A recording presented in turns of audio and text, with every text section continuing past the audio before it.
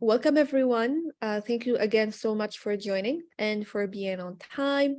Catherine, if you can please go ahead and move to the slide. My name is Balqis. I am the youth advisor for the Youth Engagement Community of Practice with YP2LE. I will be your co-host today with my colleague Ben, who will introduce himself in a bit. I'm joining from Lebanon. Really happy to see all of you again. Thank you so much for joining us. Ben, if you want to just introduce yourself quickly. Thank you so much, Balqis. My name is Benson Boniface, and I'm really happy to see all of you here. And I'm joining from Tanzania, working for research development as a programs coordinator. I'm also, serving as a community of practice champion. Looking forward to having a very productive and interactive conversation. Over to you, Balqis. Thank you so much, Ben. And we'll be hearing from Ben also throughout the webinar. Catherine, if you can move to the next slide. Moving on to the agenda. So after the welcome and the introductions, we're going to have our amazing speakers today. We have a great lineup of speakers talk about youth participation in COVID recovery, what is going on, what has it been like, the challenges and recommendation moving forward. And then we'll, of course, open the floor for a discussion and a Q&A, and then we'll have closing and reminders. If you have any questions, please feel free. If you have any questions throughout the presentations, feel free to write them in the chat or to note them and then ask them. We'll make sure to address all of the questions to make this as fruitful for you as possible. So if you're a new member and you're not joining us from, you're not a member of our Youth Engagement COP or you're not aware of the YP2LE, we wanted to quickly tell you what the network is so that, you can join us, and Stephanie will put in the chat the link to how to join us. So this is a USAID funded, the Youth Power Learning and Evaluation Network. It deepens the integration of positive youth development evidence and best practices into youth programming, ensuring more sustainable change. Next slide, please. So our community of practice specifically focuses on youth engagement. It also focuses on meaningful youth engagement in all aspects of youth programming. When you join our COP, we expect you to contribute to building a common sense of purpose, to share ideas, needs, resources, interest, your expertise, to engage throughout our platform, attend our meetings and our webinars, and this is actually one of them, to participate in the discussion group, and to identify and engage in relevant opportunities. So really, this is a great network to be part of, especially if you focus on youth programming and your work is around that. Next slide, please. We have a few guiding principles I wanted to share with anyone who's new. We try to foster meaningful connection. We map networks for engagement. We create and create practical resources. We weave inclusion into the fabric of the network. We ensure member agency and agility, and we empower champions to facilitate. I think Stephanie already put the link if you want to join our COP so that you can you can be aware as we'll be contacting you in the future about other webinars, about other topics. You'll be able to have access to a great network of youth practitioners from all around the world, share with them knowledge and disseminate resources and really engage. And now, next slide, please, Catherine. I will hand it over to my colleague, Ben, who will take us through the webinar and present the next speaker. Over to you, Ben. Thank you very much, Balqis. Again, thank you so much for joining. As you can see, our topic is about youth participation in COVID-19 recovery efforts. I think it's with no doubt that the pandemic has really affected different countries, different communities in different ways. Those who went into lockdown and those who didn't go that way, but at least all of the countries have been affected in one way or another. So again, considering the fact that young people, we are at the youth peak where we have a large population of young people, more than any time in the human history. So we are now looking at how young people are participating in the recovery efforts from the COVID-19 pandemic. Next. So yeah, again, we have the three speakers in our today's talkings. So all these speakers are actually from Africa, and they have been implementing one of the program called Africa Youth Partnership, implemented by Research Development in collaboration with Youth Opportunity and Transformation in Africa. And this program actually has been implemented in 10 African countries. As you can see, Tanzania, Uganda, Kenya, Sierra Leone, Zimbabwe, Zambia, Ghana, Liberia, Nigeria, and Gambia. And the main goal or intention of the program has been, engaging, supporting, empowering young people. And among these young people who have been supported or empowered are the three speakers we are going to hear today.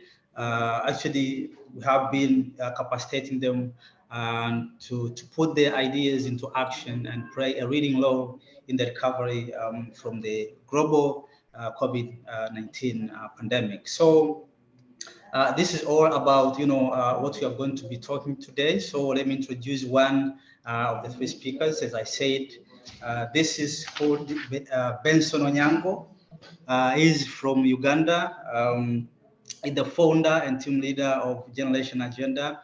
This is a youth-led organization that started more than 4 years ago. And actually, the organization that Benson is leading is aiming at empowering young people with the capacity to tackle issues that matter most to them and their communities today. So again, in 2022, as I said, Benson has been part and parcel of the African Youth Partnership Program that has been aiming at, capacitating young people to advocate for equitable recovery from COVID-19 pandemic.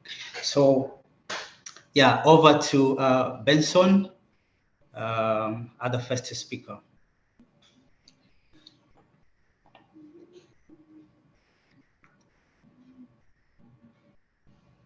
Thank you so much, Benecious. Thank you so much, Benecious. Good afternoon to everyone from wherever you are. It is 4 p.m. here in Uganda, and I'm very glad that you're all joining us.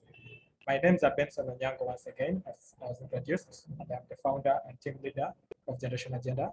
We are a youth-led organization, and we are working with young people to ensure that they're able to tackle issues that matter most to them. And our task here today is to discuss youth participation in the COVID-19 recovery programs. And as the first speaker, I would like to give the experience of young people in these programs and how much they're engaged in them. Thank you for sharing the slide, Benecious. So I'll talk about the recovery efforts that are in place right now, especially in Uganda, but they cut across the world. And since we've been implementing a project that was looking at how young people engage in the recovery programs in Africa, we are also much well versed with how the systems are running throughout Africa. So these recovery programs are spanning across sectors, all sectors that include health, education, technology, and many others. And these programs are being implemented at different levels, starting from the grassroots community levels. We go to national, regional, and global. Of course, this is because some countries in particular have their own programs that are not shared in their respective regions, but also we have regional blocks that are implementing programs. For example, the East African community implementing the vaccination drive as a block. But also, we also have, let's say, continental. We've seen the African Union leading the COVID-19 vaccination drive. Also, that we can look at it as a region. But we also have the global drives, of course, being implemented by many bodies such as the IMF, the World Bank, and the IDC. Some of these programs include the skills development programs. With the COVID-19 pandemic, of course, we saw very many people losing jobs. We saw many learners dropping out of school, and many of them were not able to enjoy school even after the COVID-19 pandemic. And if I'm to be specific in Uganda, what the government did is that it embarked on a drive to make sure that they equip young people who are not able to go back to school with vocational skills, and also those who had lost their jobs so that they can be able to empower themselves and earn a livelihood. So in Uganda, the government has set up regional vocational training centers, and this is mainly targeting the young people. And this is how they're involved, of course, when it comes to skills development. But also we've seen other organizations such as the MasterCard Foundation. And in Uganda here, we have the private sector foundation, which are also leading in skilling the young people with relevant skills that can enable them to join the employment field and also create their own job opportunities. We've also seen the business stimulus packages being implemented by various governments. For example, here in Uganda, also we have a stimulus packet that was set aside for small and medium enterprises that were affected by the COVID-19 pandemic. So these loans have low interest rates. Also, at times there are no interest rates at all, but just to enable businesses to recover from the effects of the pandemic, through the Bank of Uganda, the government has set up this stimulus package to ensure that they support these businesses.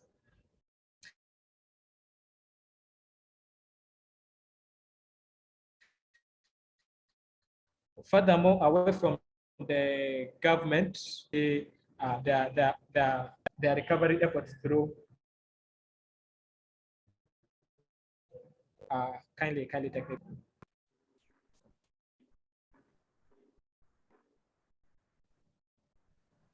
Yeah, so we've seen the response and resilience grants. These are mainly from grant makers who are enabling young people to access mini grants so that they can be able to lead initiatives that will enable their communities to recover from the pandemic. Personally, I've seen international bodies such as Peace First, the Pollination Project, and Global Youth Mobilization focusing their grants on the COVID-19 recovery projects. But also we've seen governments and other bodies improving health facilities because the pandemic shocked us. Many governments were not able to cope up with the shock of the pandemic because they did not have the health facilities. So we've seen governments building more hospitals and buying more equipment to ensure that they cushion themselves from future pandemics. Personal hygiene improvement programs, these ones have also been implemented, especially at community levels. Education digitalization. I'll give an example of Uganda being the one that was most affected in the education sector by the COVID-19 pandemic because we had the longest school lockdown in the world. It's even in the World Guinness Book of Records.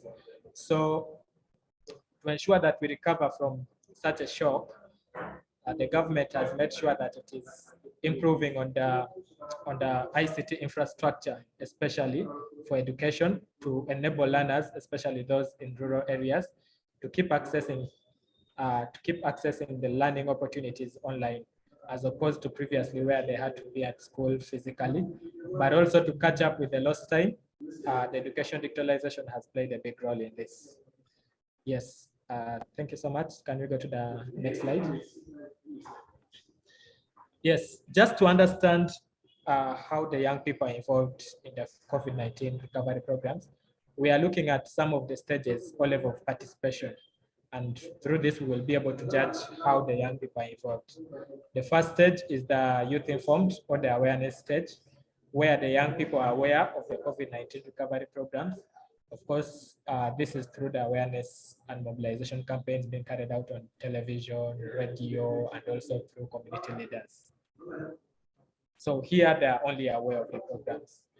But the second stage is where the young people are involved. It is called the youth involved.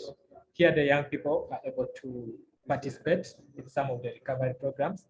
For example, here in Uganda, most of the recovery programs that are aimed at benefiting the young people require them to form youth groups, and they're able to be facilitated with funds to start businesses or just to improve their businesses, but through the youth groups. So here the young people join the beneficiary youth groups, but also they are able to attend the training workshops. So from this stage, we will see that the young people get empowered, and this is the third stage. So here they actively and independently engage in activities that are aimed at enabling their communities recover from the COVID-19 pandemic. So here they participate in the decision-making processes. They also organize their own initiatives, but also partner with other organizations or individuals that are doing the same in their communities. So here the young people are empowered to participate. They have the skills, they have the capacity. But from this stage, we go to a more advanced stage, which we all want for the young people, of course, and this is the youth-led stage. So the youth-led stage is where the young people are able to mobilize others and collectively resolve the inequitability in the recovery from the COVID-19, or the recovery from the COVID-19 pandemic. At this stage, the young people have gone through all the previous 3 stages. They are aware. They've been able to participate in the decision making, but also they're able to partner with like-minded organizations. But besides that, they're able to influence their peers and their peers to participate in these initiatives, but also influence the decision-making processes, especially at national level. They're able to engage their leaders who make these policies, but they're also involved in these decision-making processes. So this is where the last stage, which is youth-led, is where we want to see every young person right now. This is what we want for the young people. Next stage.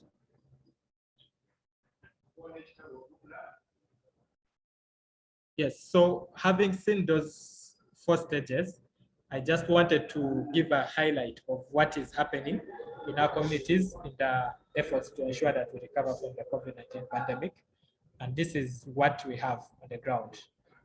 The first is that youth participation in most programs, especially those implemented by government, is passive. Of course, this is due to a number of challenges, which Blessings will be able to tell us at a later stage. Just like I've highlighted, in most government programs, the young people are passive. They are not actively engaged. We will be able to understand that. So that is the position of young people when it comes to government implemented programs. But again, we've seen young people leading the recovery and resilience programs, especially those that are being implemented by non-government organizations in their communities. You find that they're engaged. For example, during the pandemic itself, they were engaged when it came to contact tracing, when it came to mobilization of their peers and creating awareness. Personally, I would like to highlight that I was engaged by Restless Development Uganda when it came to engaging young people during lockdown in spreading awareness about sexual and reproductive health and rights, but also in mapping out centers that would have been of help to them because they were going through a lot. So we were, of course, tackling gender-based violence and so on, and domestic violence. So those are for local organizations. But we've also seen other partners, such as grant makers, like I mentioned earlier on, the likes of the Nation Project and Global Youth Mobilization, that focused on supporting young people to ensure that they build their communities better. So what happened is that they opened up COVID-19 recovery and resilience grant programs, and the young people were able to apply. They accessed the grants, and through this, they were able to they're able to build their communities in one or another, of course, tackling unemployment, tackling period poverty, food security, and so on. So this is where the young people are. When it comes to non-government organizations and grant makers, the young people are leading. But when it comes to government programs, the young people are passive. That is the position of the young people. And this is what I wanted to present to you today. Thank you so much for listening in, and I hope that we can all gain from the next speakers. Thank you so much for that. Thank you for providing us with a really nice, background on the recovery efforts, the stages of participation, and really what has the youth participation status been in recovery efforts. Now we're going to move to the second speaker, but before doing that, I just wanted to remind everyone, if you have any questions, please feel free to put them in the chat, or you can just note them down and then ask them, as we'll be having a nice Q&A at the very end. So our next speaker is Dr. Blessings from Zambia. He is a medical doctor by profession and currently holds a BS in human biology and a Bachelor of Medicine and Surgery from the University of Zambia. He's currently a clinical researcher at the Center of Infectious Disease Research in Zambia, which is the largest health institute in Zambia, in addition to working with various youth-led organizations to enhance national development. And he's joining us today to walk us through the challenges and barriers for youth participation and engagement. So, Dr. Blessings, over to you. All right, thank you so much for that wonderful introduction, Balkis. Just confirm that I'm audible enough. All right, thank you. Yes. All right, thank you so much. Greetings to all of you from Lusaka, Zambia. It's 3:25 here in the afternoon, and I'm really glad to join this call and be able to discuss youth matters, because I believe that all matters that affect young people definitely affect the present, and they also affect the future. So today I'm going to take you through some of the challenges for youth participation and engagement in the COVID-19 recovery efforts. All right, next slide, Balkis. Yeah, so I've basically split my barriers into those barriers at community level, barriers at national level, and then we'll look at barriers at global level. So at community level, really, the barriers mostly are related to culture. You know that here on the African continent, culture is something that is really important. It's something that really takes precedence over most decisions that are made at community level. And so you find that in an African setting, certain cultures, for example, don't allow young people to contribute freely in matters that are involving development, to contribute freely in matters that involve the development of the communities and even their nations. And so what this happens is that young people are not freely confident enough to contribute to these conversations at community level. And so this is really a barrier to youth participation. And then there are also other barriers, for example, that don't allow young women, for example, to also contribute to conversations around development in communities. And in certain cultures, young women are not allowed to actually sit at the same table with men. And so you find that these young women are basically outcasts and they're pushed to a particular environment. And so this is a barrier. Then, of course, the social factors like poverty, which also hinder young people and as well as young women from participating in COVID-19 recovery efforts. As you all may be aware, one of the things that we're really struggling with, especially here on the African continent, is poverty. And what poverty does is that poverty actually opens you up to opportunities. Poverty opens you up to money. Poverty allows you to access some of the opportunities that you can access that can further develop your life. And so as a result of most people being in abject poverty, they're really hindered from accessing some of the COVID-19 recovery efforts. Gender inequality is actually a really huge thing that has hindered young women from accessing some of the recovery efforts. As you all may be aware, there are certain young women that are not allowed, for example, in certain cultures to participate in certain decision-making processes. And what this does is that it basically throws young women away from the table of decision-making. And so gender inequality is really a big barrier, especially at community level. And it's very common here in the African setting that young women or young girls are confined to the kitchen. And so you find that most of these young women are basically told to only be found in the kitchen, only to cook or clean dishes, or basically be in an isolated area and be very far away from the decision-making table. And so this really becomes a very huge hindrance for our young women and girls here on the African continent. And then, of course, not forgetting minority groups like persons with disabilities. So these are actually more affected. And so we find that amongst the young people, being a young person itself is a marginalization to some extent, but we find that there are young people who are also disabled. And so these actually have a double marginalization. So it means that they're actually twice as affected. And not only are they twice as affected, but we also have young people who are living with disability, and they're also living in a rural area. So this is actually a triple marginalization. And so we find that it becomes very difficult for these young people to access some of the COVID-19 recovery efforts, because certain times, some of these recovery efforts, for example, grants and loans, require these people to be moving around from one office to another, but because they cannot, they're not in a position to do so. Already with so many buildings that are unfriendly to PWDs, it becomes even more difficult for them to access some of these recovery efforts. Next slide, Balkis. And so at national level, really, we now look at country-specific challenges. And so we find that amongst, as we said earlier, as Ben alluded to earlier, 60% of the African population is actually made up of young people. And so we find that despite being the majority, most of these young people lack political representation in key decision-making processes. For example, here in Zambia, I'll tell you that we only have less than 5 young people in parliament, in a parliament of over 160 members of parliament, less than 5 are young people. And so we find that young people are actually very far away from key decision-making processes. So it means that it's very difficult for young people to actually even decide on which recovery efforts to actually implement at national level. And so this is really a challenge that is cutting across through many countries, not only on the African continent, but globally.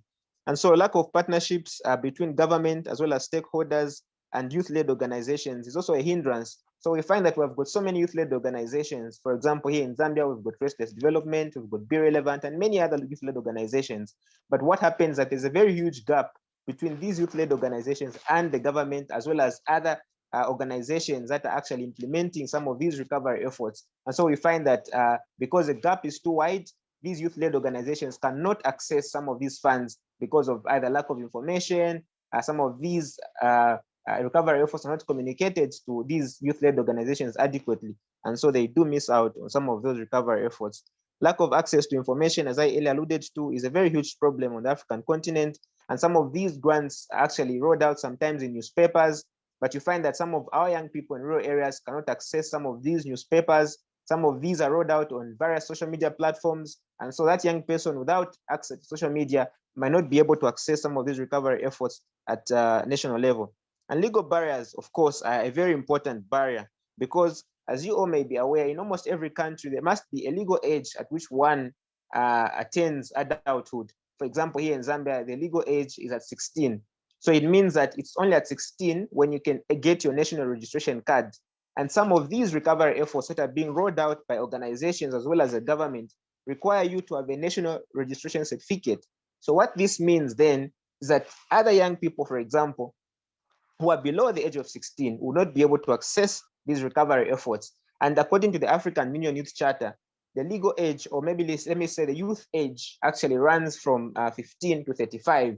So it means that a 15-year-old who is still a youth cannot access some of these opportunities because they have not attained a legal age. And so this really is a huge barrier that has really affected so many young people from seeking or from acquiring some of these recovery efforts.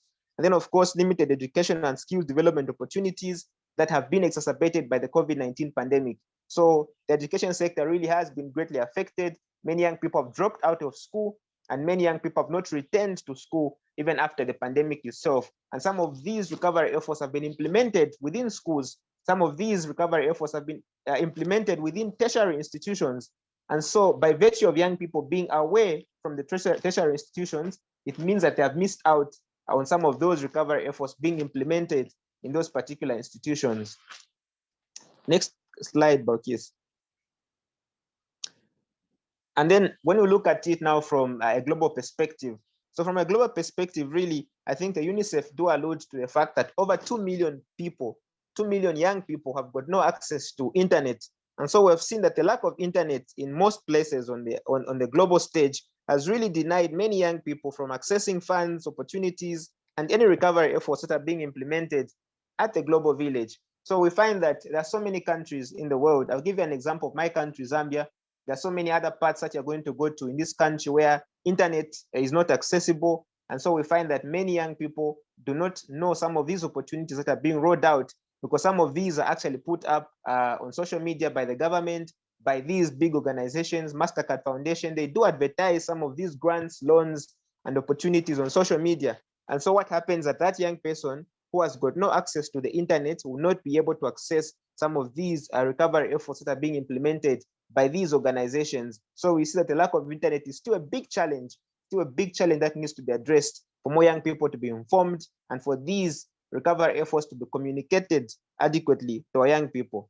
And then, of course, we have limited global spaces for youth engagement. So what happens is that, yes, we understand that there are quite a number of organizations within our countries, but when you look at the global stage, some of these organizations may be unknown to most of the young people. And so we find that most of our young people, especially on the African continent, are somewhat disconnected to the global stage. They're somewhat disconnected to global organizations that are supposed to fund some of these recovery efforts.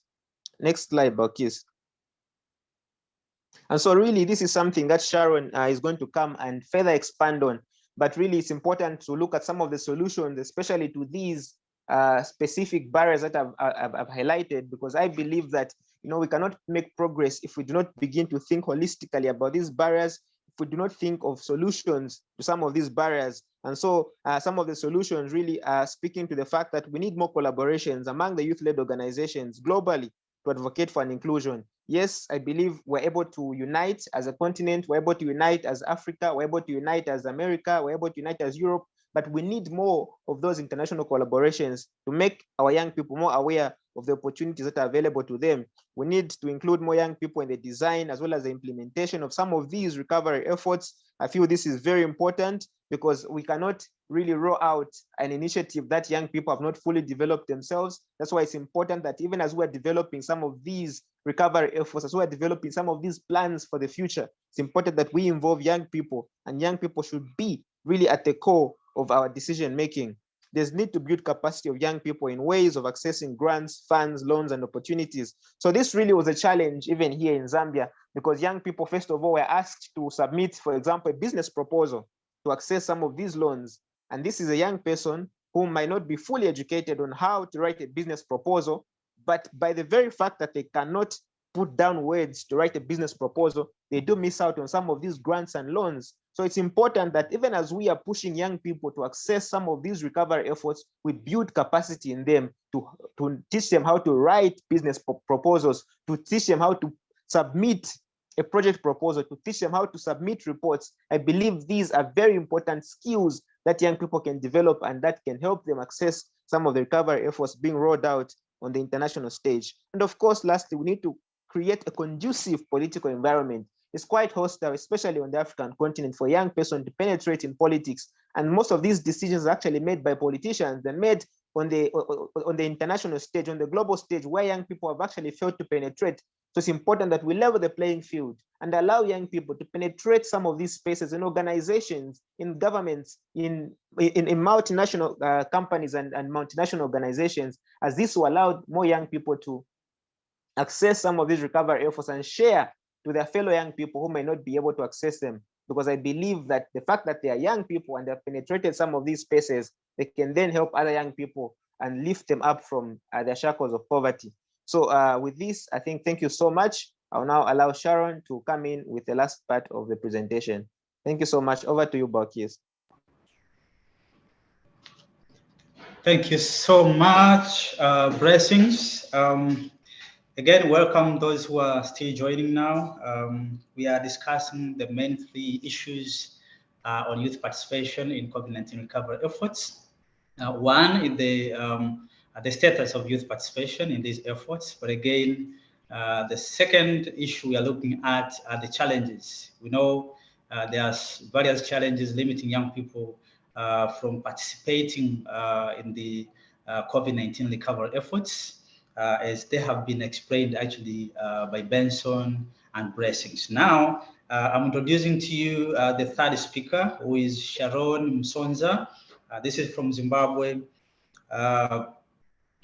She is a very enthusiastic person of youth participation in development processes. Actually, she started advocacy work at the age of 15. She's also a former junior member of Parliament of Zimbabwe and is currently a member of Zimbabwe Youth Policy Tracking Group with the Zimbabwe Youth Council. She comes with more than 3 years of experience working with the wealth of national, regional, and international development activists. She also holds Bachelor of Science in Development Studies and Masters of Science in Health Economics. So welcome, Shalon, and Shalon is going to share with us her views on some of the strategies that need to be taken upon ensuring that young people are really meaningfully engaged in the ongoing efforts so that our countries, our communities can recover from COVID-19 pandemic. Over to you, Shalon. Hello, everyone. Greetings from Zimbabwe. So I'm Sharon Stella Msonza and I'm from Zimbabwe. I'm a youth leadership development enthusiast, as Ben has said already. I work with a group of women rights organization called Women of Africa, and I'm heading the Zimbabwe branch. I'm so glad to be here with you guys, and I love that young people are owning up to the spaces and coming together to strategize, to penetrate platforms that matter and that shape our future. In case you're wondering, this is how I look like, and I would like to turn off my video as I present. Okay, so I'll be discussing with you overcoming these challenges, having had agreed on the context of youth participation in recovery programs, and having identified challenges that youth are facing and barriers that are presented to us when we're trying to get into these platforms, when we're trying to get into these recovery efforts, and also identified the recommendations that have been covered by my colleague Blessings, who then maybe ask ourselves that from now, what then? So this is what I'm going to be discussing about, which are the strategies that we feel as youth we should maybe partake so that we make our participation effective and we take other youth with us as we go into these platforms. So I was also part of the Africa Youth Partnership project that was talked about by Ben earlier, which was really to advocate for youth participation in recovery efforts in the countries that we were involved. So maybe we need to talk about the context once again. I know Ben has already covered how we can talk about it, but I really felt that even as we discuss about the strategies, we need to even understand the context in which these recovery efforts are being implemented. So for example, we talk about the global, and then we maybe have to think about where are the youth really located in the global recovery efforts.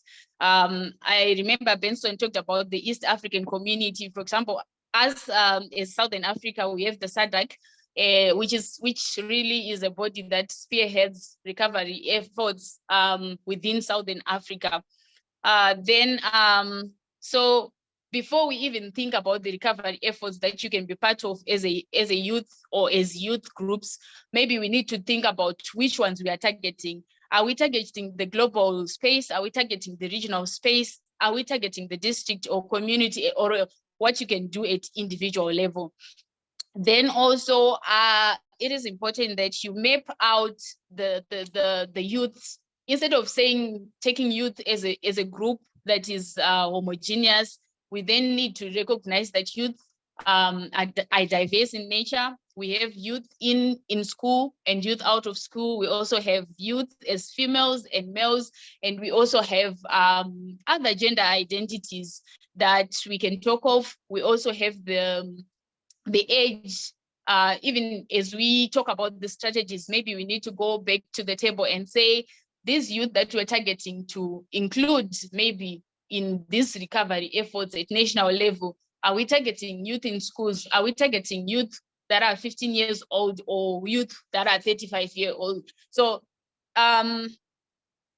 also, I think it would be even important to figure out which youths you're dealing with, so that you get to know the context in which you support them in their participation, how they will understand it, and also even their religion, their disability status, and all that.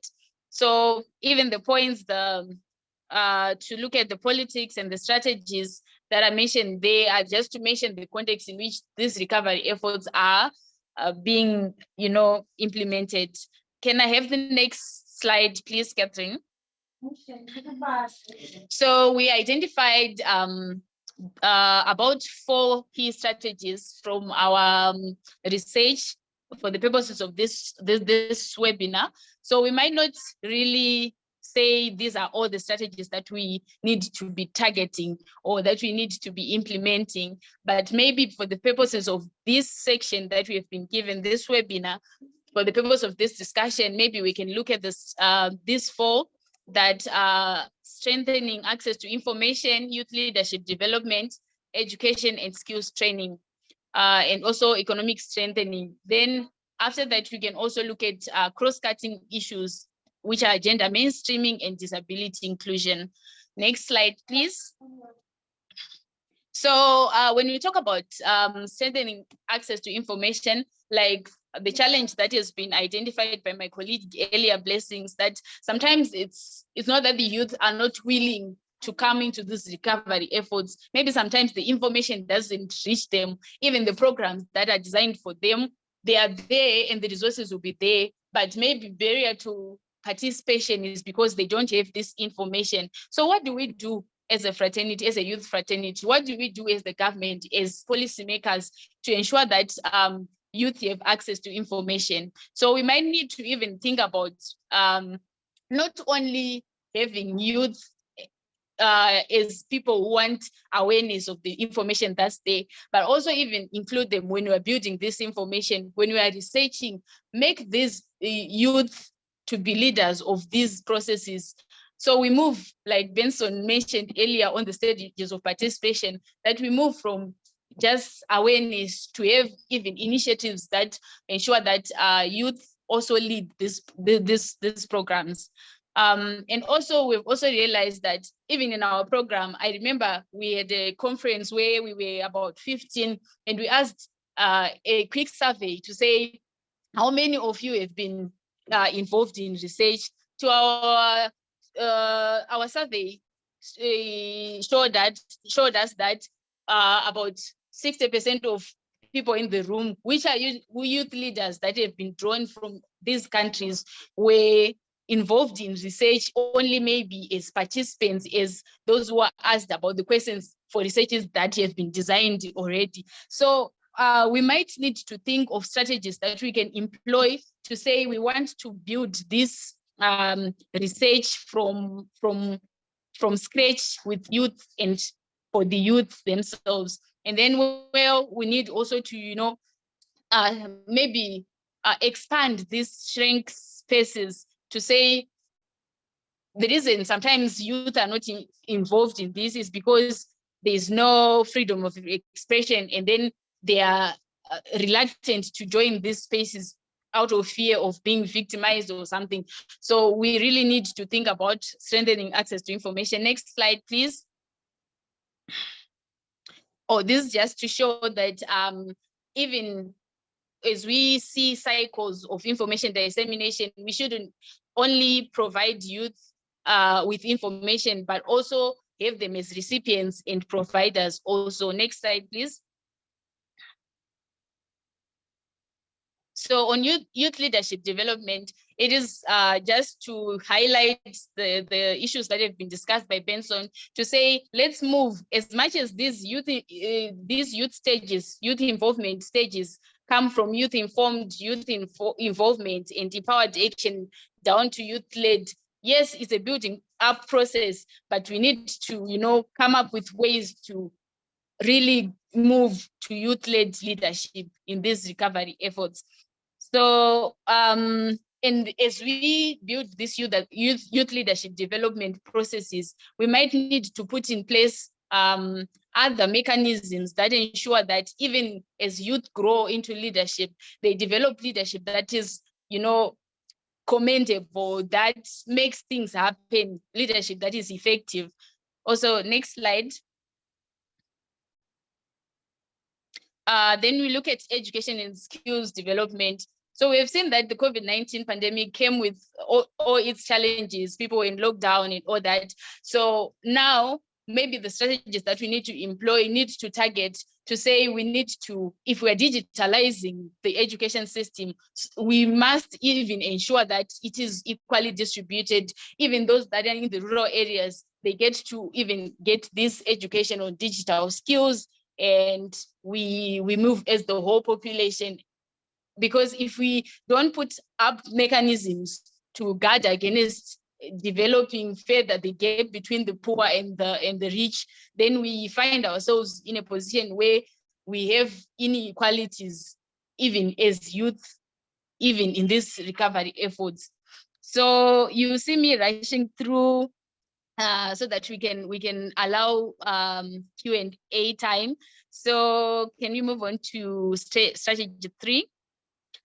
We also realized during our research that usually youth have less access to economic resources, and as a result, we find youth with the small businesses that are not registered, that are when disasters comes, it is usually the youth businesses that are affected. So what do we do? What are the strategies that we need to get the youth up to speed and involve them in the economic recovery? So we maybe need to do business grooming, to say, let's train them on how to do business on the same level with the adults, with the older generation.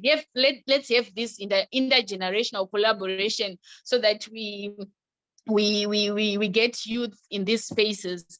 And as much as we have youth-focused financing, I know for a fact in Zimbabwe that we had loans, we had grants, and we also have competitions, challenges, innovation challenges, where they would say, come with your ideas so that we can, ideas that build up to recovery from the COVID-19 pandemic. I know these are good, but as youth, I even feel that we also need to be, policymakers in economics. We also need to be in the sectors that supporting this recovery. We also need to be in the committees where finance decisions are being made.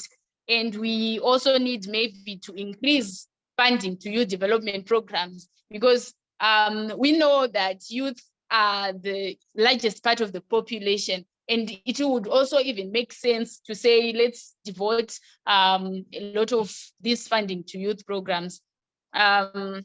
Let's move on to cross-cutting issues.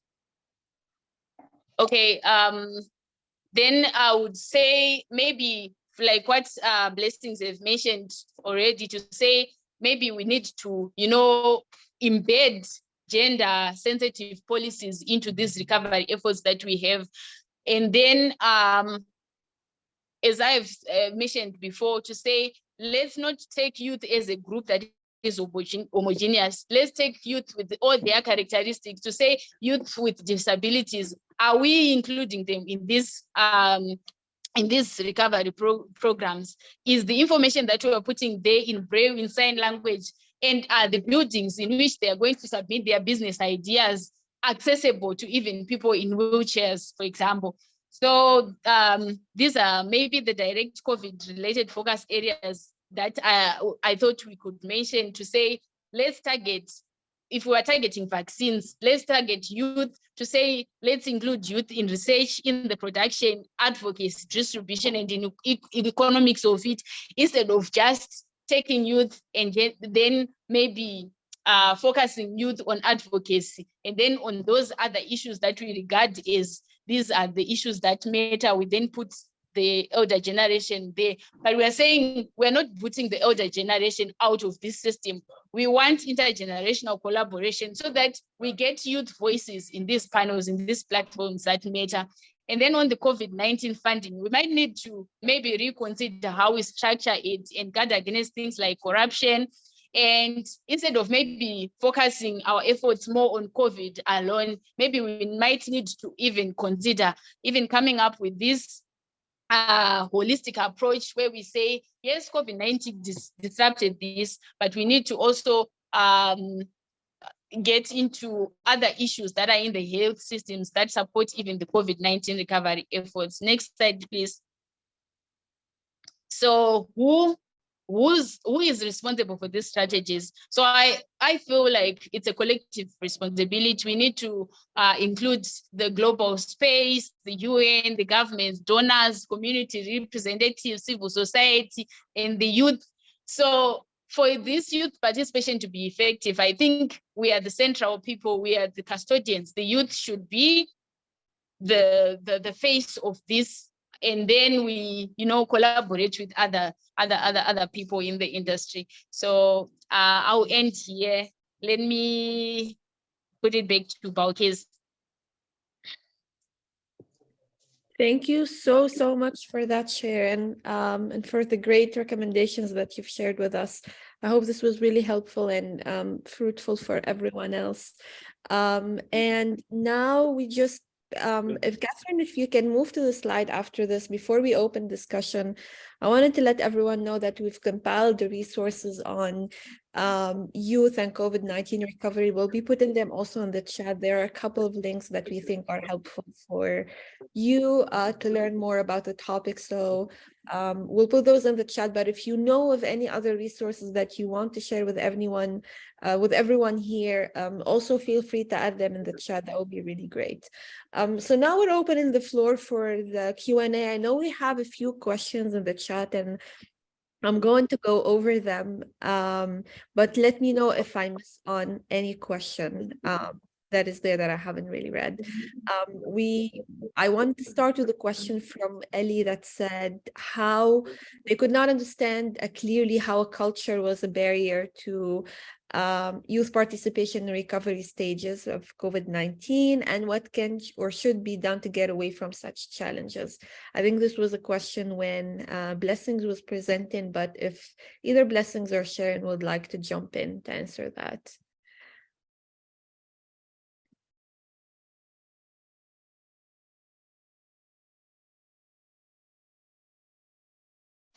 Hello, am I audible enough, Balkis? Yes, yeah, we can hear you. Yeah, so culture, I think I did actually allude to the very fact that I think culture is a very huge barrier, especially at community level. Because what happens, for example, here on the African continent, there are certain cultural teachings that really hinder young women and young girls, especially from attaining or being found in the table of decision making. So certain cultures, for example, do not allow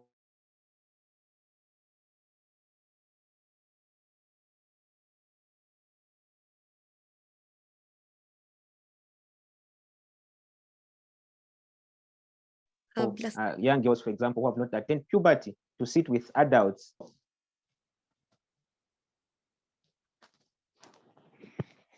Hello, Balkis, am I still audible? Yeah, we can hear you now. Yeah, we can hear you. I think a disconnect. Yes. Oh, yes. And then, of course, there are also certain cultures, for example, that don't allow women to actually be found in the same place with men. There are certain cultures also, for example, on the African continent that don't allow women to sit in the same environment with men. Women are allowed to sit only on their own.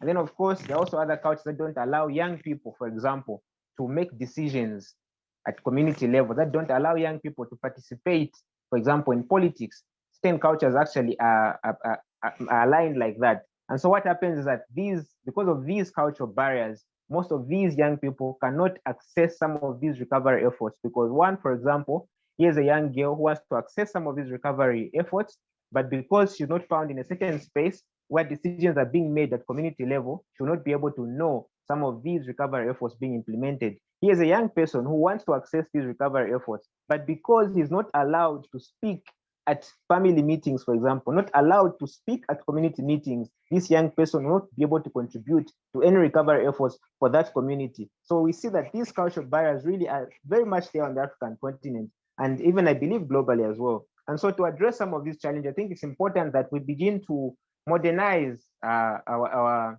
communities, especially, and ensure that we start moving away and start accepting the very fact that modernization has to happen, and we start accepting the very fact that the world is evolving, and we're now in the 21st century, a century where there's technology, a century where people now know more about the human rights, and it's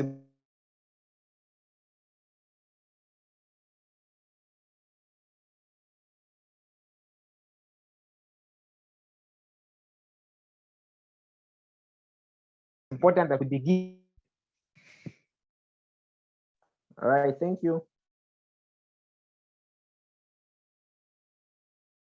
Thank you, Blessing. Sorry, I was muted. Thank you so much for your answer. I hope that was clear for everyone. And yeah, I definitely agree with everything that you said. It really begins at a local culture level, and it is essential definitely to address that as well. I want to be mindful of everyone's time, but I also want to give a few more minutes for all of you, if you have any questions you want to address here, since we still have the speakers with us, maybe even thinking, about your own local level or how you can implement some of the recommendations that have been suggested in your own context, since we still have the speakers with us. So any other question, feel free to maybe raise your hand if you want to directly ask that, or just to put it in the chat.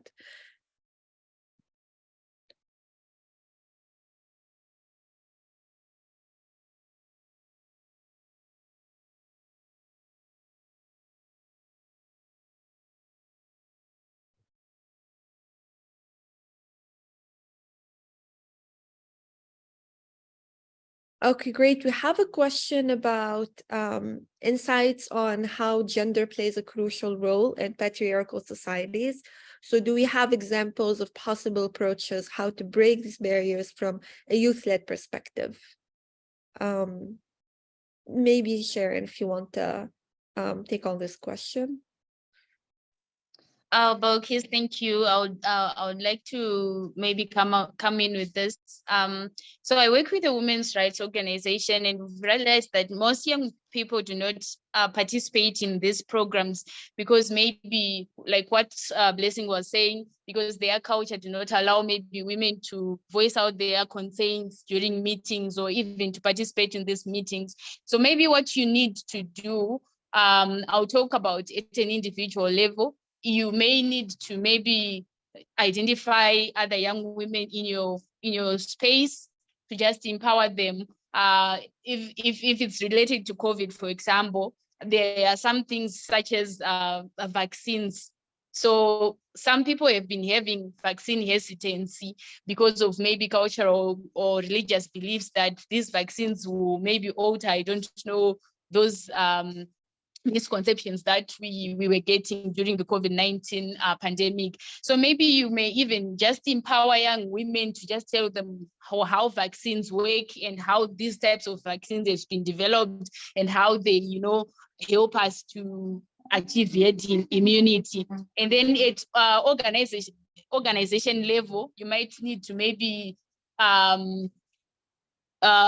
raise funds to have young women's programs to just develop in them a culture of participation and leadership development and all that. And even when you are maybe a program assistant in your organization, you might need to just put in gender sensitive structures in your project to say, for this project, maybe we need 60% should be women, to just foster that equity, to just get women going in this recovery projects. Thank you so much, Sharon, for answering that. I hope that was clear enough for everyone. So we have a last question on maybe just general remarks on support for businesses on how they can recover from COVID-19. Any one of the speakers, have any ideas to share, or like Ben suggested, the attendees also, if you know of any support that can be given, please feel free to add that in the chat. And on that note, I actually want to wrap up the session just to be mindful of everyone's time. If you have any more questions, feel free to add them in the discussion in our COP on our YP2LE platform. We share the link to register for that, and we'll do it again. And I'll hand it over now to Ben to wrap up.